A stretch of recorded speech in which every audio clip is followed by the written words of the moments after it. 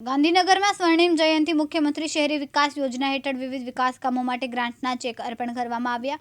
નાગરિકોની સુખાકારી, માળખાકીય સુવિધાઓના વિકાસ અને જીવન ધોરણ ઊંચું લાવવાના હેતુથી આ ગ્રાન્ટ ફાળવવામાં આવી. પ્રવક્તા મંત્રી જીતુ વાઘાણીએ કહ્યું કે વર્ષ 2005થી શહેરી વિસ્તારોના વિકાસ માટે આ પ્રકારે ગ્રાન્ટ આપવાની શરૂઆત કરવામાં આવી હતી. આજે મુખ્યમંત્રી દ્વારા અત્યાર સુધીમાં અંદાજે 30,000 કરોડની ગ્રાન્ટ અર્પણ કરવામાં આવી હોવાનું જણાવ્યું. મુખ્યમંત્રીએ શહેરી વિકાસને લઈને જરૂરી માર્ગદર્શન અને સૂચનો આપ્યા હતા. ખાસ કરીને નગરપાલિકા અને મહાનગરપાલિકાઓ દ્વારા માળખાકીય સુવિધાઓ વધુ મજબૂત બનાવવા અને નાગરિકોનું જીવન ધોરણ ઊંચું લાવવા સતત પ્રયાસો પર ભાર મૂક્યો. સાથે જ મુખ્યમંત્રીએ સ્વચ્છતા અંગે નગરપાલિકા અને મહાનગરપાલિકાઓને તાકીદ કરી છે. માત્ર સ્વચ્છતા અભિયાન પૂરતું નહીં, પરંતુ શહેરોમાં સતત સ્વચ્છતા જળવાઈ રહે તે માટે સ્થાનિક સ્વરાજ્યની સંસ્થાઓએ ખાસ ધ્યાન આપવું પડશે.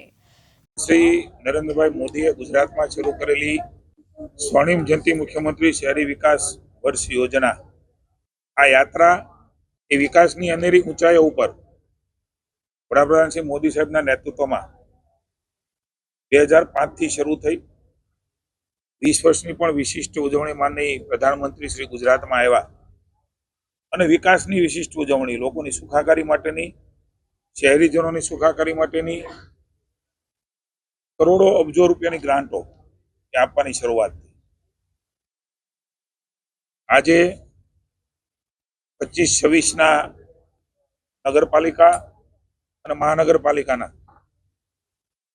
ચેક વિતરણ કાર્યક્રમ લાડીલા રાજ્યના મુખ્યમંત્રી અને વડાપ્રધાનશ્રીના માર્ગદર્શન, માનનીય અમિતભાઈ શાહના માર્ગદર્શન નીચે મુખ્યમંત્રી ભૂપેન્દ્રભાઈએ સમગ્ર રાજ્યમાં વિકાસની નવી ઊંચાઈઓ એ જનતાને પ્રાપ્ત કરાવી છે.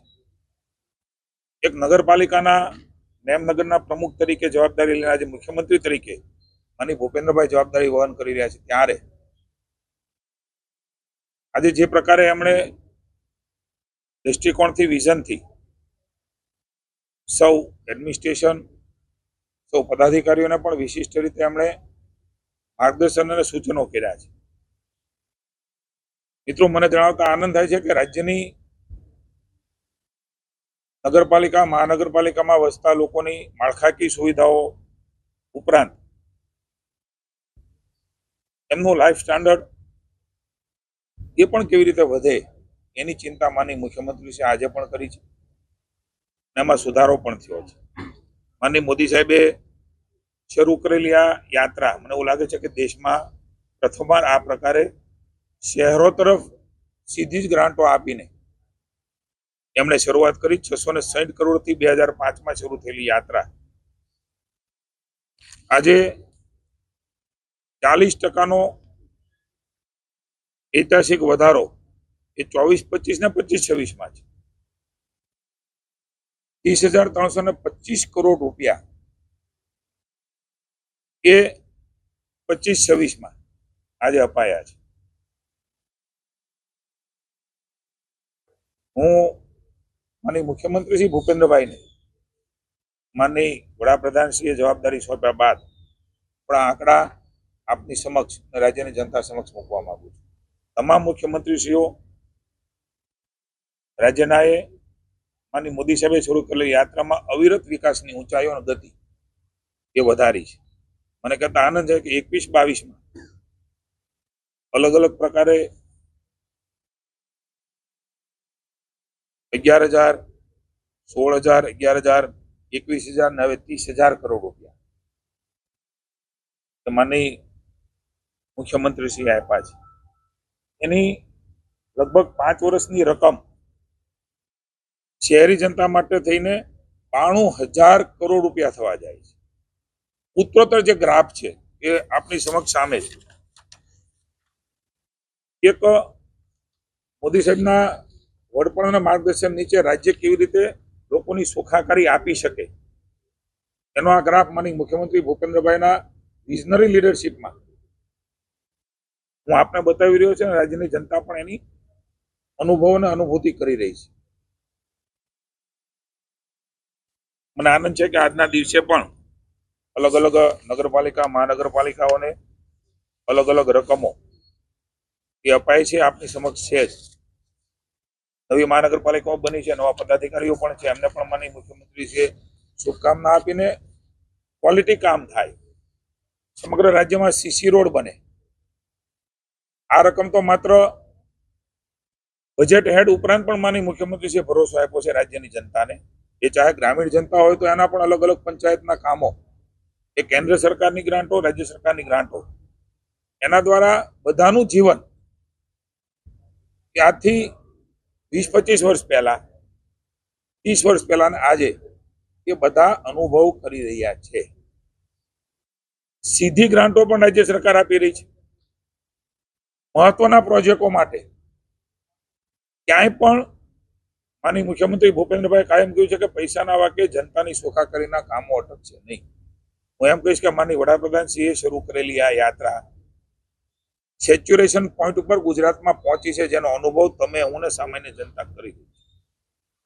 આઉટગ્રોથ એરિયા હોય, નવી સોસાયટીઓ શહેરની બહાર બની હોય, પણ મૂળ જે મહાનગર ને નગર હતું, લગભગ એ પૈસા ક્યાં વાપરવા એ સ્થિતિમાં આજે ગુજરાત પહોંચ્યું છે. જનતાએ ભારતીય જનતા પાર્ટીને આપેલા આશીર્વાદ, એના વિકાસ રૂપી રાજ્યની ભારતીય જનતા પાર્ટીની મુખ્યમંત્રીના અલગ અલગ મુખ્યમંત્રી પદના વડપણ નીચે એ પાછા આપવાના પ્રયાસો કર્યા છે. માનનીય મુખ્યમંત્રી ભૂપેન્દ્રભાઈ પટેલે પણ ખૂબ સંવેદનાથી, સહજતાથી લોકોને પાછું આપવાના પ્રયાસ જ્યારે જનતાએ છોડાવ્યા છે, ત્યારે આજે એ પ્રતિબિંબ આપણે જોઈ રહ્યા છીએ. હું માનનીય રાજ્યની જનતા વતી મુખ્યમંત્રી ભૂપેન્દ્રભાઈ પટેલને અભિનંદન આપું છું.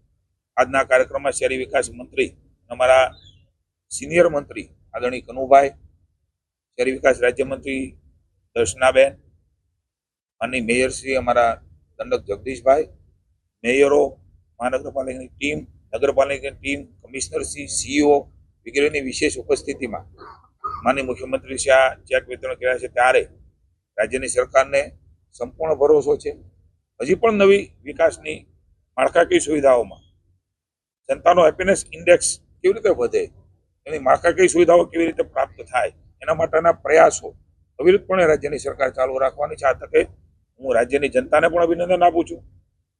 આપના થકી બનાવેલી સરકાર, આપના આશીર્વાદથી બનેલી સરકાર એ હંમેશા રાજ્યની જનતાની તમામ વર્ગની એ ચિંતા કરીને સર્વકારી રીતે આપણું રાજ્ય એ વધારે વિકસિત થાય. 2047માં મોદી સાહેબના નેતૃત્વમાં વિકસિત ભારતની જે કલ્પના છે, એમાં ગુજરાત વધારે અગ્રસર રહે, એના માટે ગ્રીડથી માંડીને અનેક વ્યવસ્થાઓ માની મુખ્યમંત્રી શ્રી ઊભી કરી છે, અને એના ઇન્ડિકેટર્સ એ પણ નક્કી કર્યા છે. ત્યારે ઇન્ડિકેટર્સ મુજબ સ્વચ્છતાના પણ હંમેશા વડાપ્રધાન શ્રી આગ્રહી રહ્યા છે, અને આજના પોતાની વાતમાં પણ મુખ્યમંત્રીશ્રીએ સ્વચ્છતાના ક્રમમાં આપણું નગર મહાનગર કેવી રીતે આગળ વધે, ગામડું કેવી રીતે આગળ વધે, એની પણ ચિંતા વ્યક્ત કરી છે.